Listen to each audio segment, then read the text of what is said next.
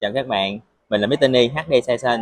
Từ ngày 20 tháng 6 2025, khách hàng nào đang có nhu cầu vay tiền bên công ty tài chính HD Session bắt buộc đăng ký qua app HBO. HBO là app chính thức của HD Session, hỗ trợ cho khách hàng đăng ký bằng thẻ căn cước mới.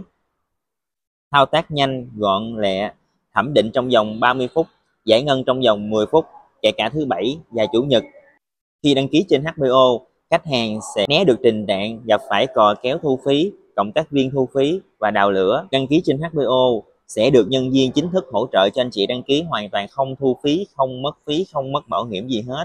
Vay bao nhiêu mình sẽ nhận đúng bấy nhiêu. HBO hỗ trợ tất cả các gói vay từ khách hàng mới, lao động tự do, khách cũ, khách thân thiết và những gói khách hàng VIP. Nếu bạn có nhu cầu vay, vui lòng nhắn vô giúp cho mình sẽ tư vấn cho bạn gói vay, gửi cho bạn mã hợp đồng để bạn đăng ký, hướng dẫn bạn đăng ký từng bước, không thu phí, không mất phí gì hết, yên tâm nghe.